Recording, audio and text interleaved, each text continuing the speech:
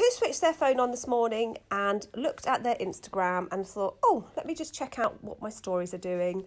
And look what's happened. They've changed the interface. And one of the changes is awesome. So before, you used to have to type in a word into the type section. And then you would have to press OK. And then you would have to go on to the next stage where the stickers are at the top. Now you can type. You can have different stickers. So at the top, I've got a different one, school's out, quitting time, the weekend. So there's lots of different options for the countdown, and you can change the countdown text. Obviously, it's up to you.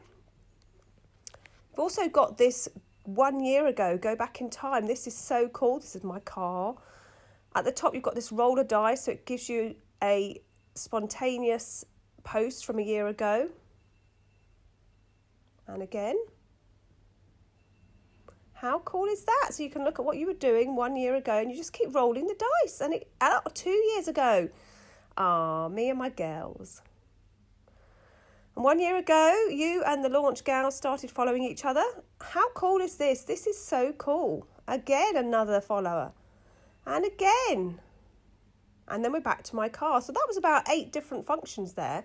Then the next one along is, again, we've got a poll this time.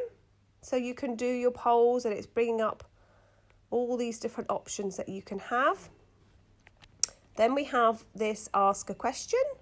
Roll the dice, see what comes up.